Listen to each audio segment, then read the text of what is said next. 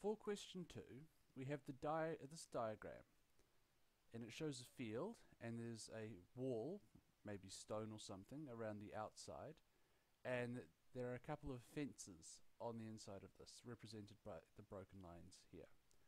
And we're told that the length of this fence here is x, so that this forms a triangle. We have to explain why the area of the triangle is x meters squared. So the first thing we're going to do is we are going to draw our triangle, and we're told that this length here and here are equal. So let's say that this is, call it length A and length A, and then we can also tell that this is a right angle because it's a rectangle, and this is length x. So Pythagoras tells us that a squared plus a squared is going to equal to x squared, or 2a squared is equal to x squared, or that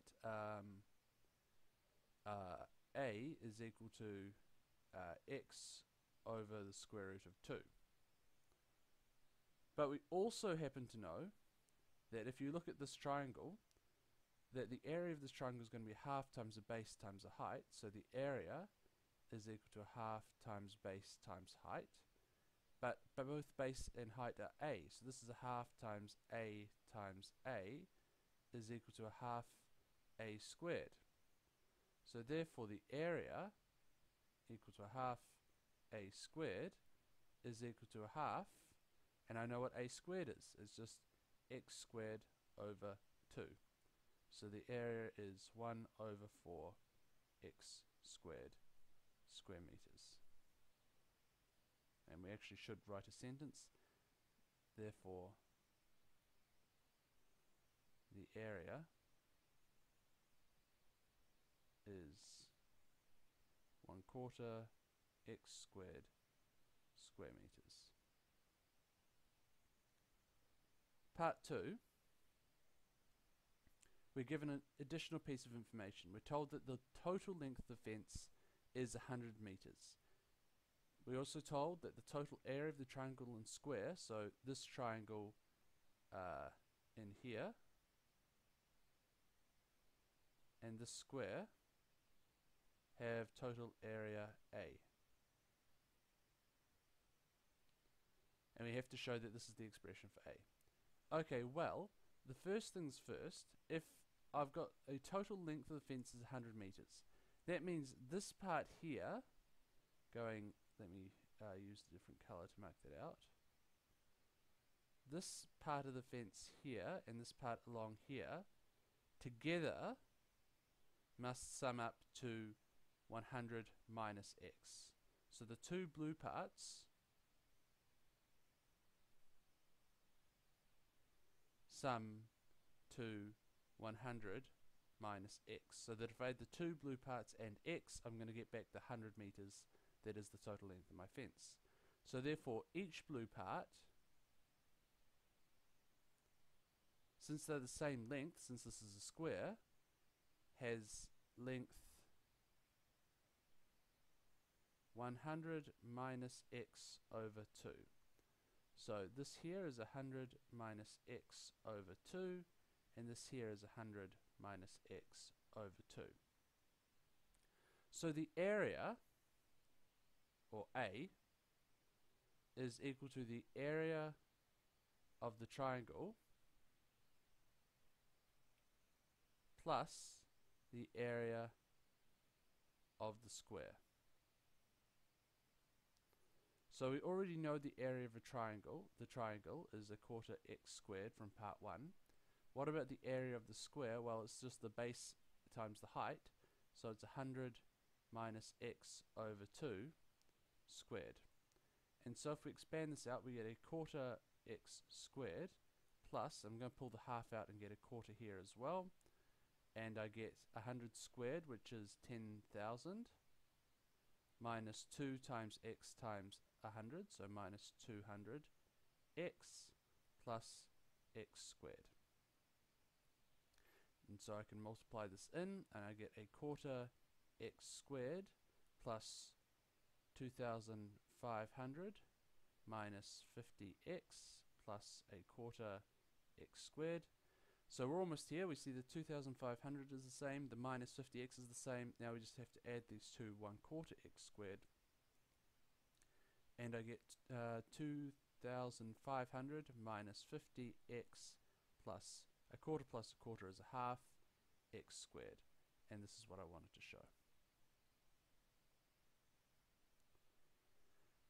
Now we have to use differentiation to find the maximum, the value of x for which a is a minimum, state the corresponding minimum value of a, and explain briefly how you can tell that it is a minimum rather than a maximum, or alternatively a stationary point of inflection.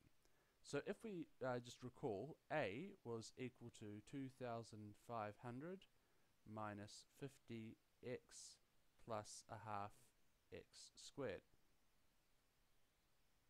So we see the word minimum here, and this sets off a bell for us, because we know if we're looking for a minimum, we have to differentiate and set the derivative to 0 to find the turning point of the graph. So we differentiate dA by dx, differentiate a constant term, disappears, differentiate negative 50x, we're just left with negative 50, and differentiate a half x squared, you get positive x.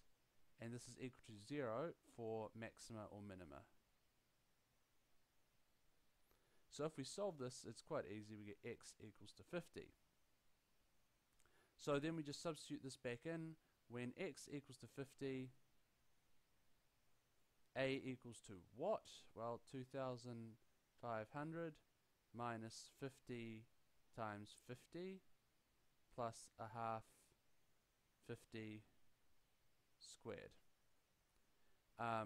Turns out that 50 times 50 is actually, is actually 2500.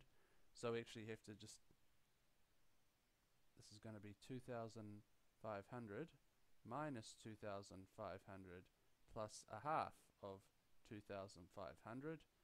So that's going to cancel. Just have to take a half of 2500, which is 1250. So therefore, minimum area is 2500 square meters. But why is this a minimum? So we've stated the corresponding, we've found the value of x for which a is a minimum. We've stated the corresponding minimum value. Now we have to explain briefly how we can tell it's a minimum rather than a maximum. And there's two ways we can do this. We can use either a first or second derivative test. In this case, I'm going to use the second derivative test, because it turns out to be slightly easier, and you're welcome to try the first derivative test to compare.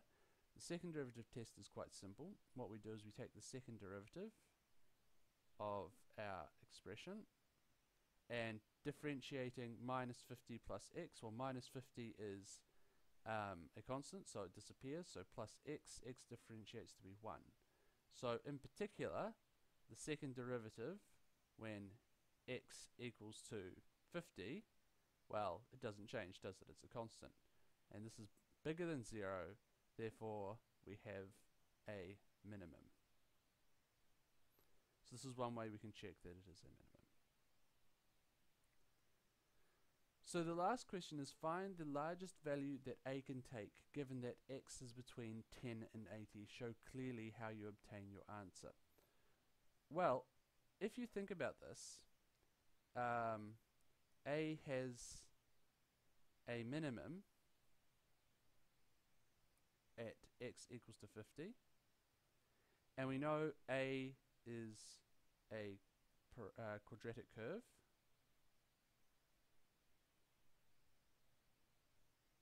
So therefore, it is symmetric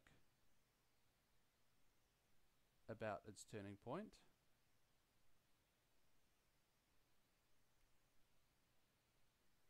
We also know that x, since x equals to 50 is a minimum, it's going to be going up on either side of that. So just a quick look at the graph. If this is my range from 10 to 80, here's 50, and this is my minimum point, it's going up on both sides, right? So the point that I'm going to want to find, where this is going to be maximum, is going to be the point furthest away from x equals to 50. So that means it has to be one of the endpoints, and in particular, in this case, it's going to be x equals to 10. So we can say, therefore, test boundary points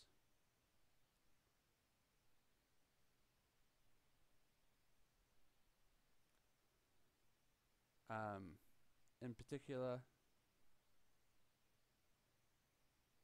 x equals to 10 is further from x equals to 50 than x equals to 80.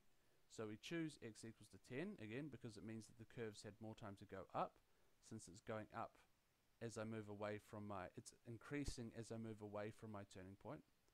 So therefore, maximum value when x equals to 10. And what is that value? Well, a is equal to 2,500 minus 50 times 10 plus a half 10 squared. So what do we get? We get, this is equal to 2,500 minus 500 plus 100 divided by 2, so 50, and this will be 2,050. So therefore, largest area is 2,050 square meters if x is between 10 and 80. Now, one thing you may wonder, I say here that it's a maximum value, but I haven't actually had to differentiate to find that. Why? Because there's a slight difference between what we would call a relative maximum and an absolute maximum. So let us, for instance, look at a curve, if the screen changes. Good, there we go. Let's talk about a curve like this, right? And I think you guys are familiar with this. This is a cubic curve. This point here is what we would call a maximum, right? But it's not actually the highest value, is it? Because this curve keeps on going up afterwards. So why? Why do we call this a maximum? Well, we call it a maximum because if I zoomed in to this little area around it, so if I zoom into, say, here, right, I would see a shape where the curve looks something like this. And it definitely is. It's the highest point, and it's, around it, if I only look at points around it. So if I just focused on that point, it's a maximum in its area.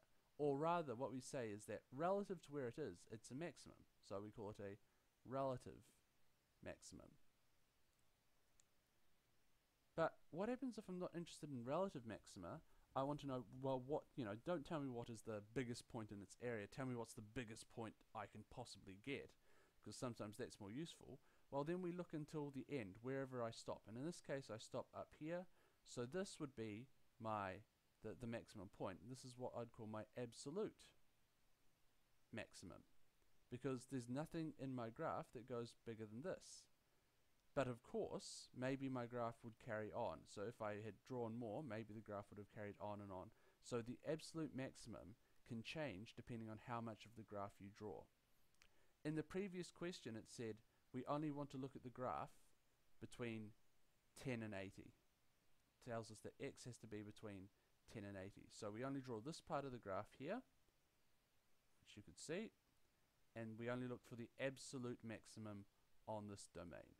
And it turns out to be at this point here. Yep.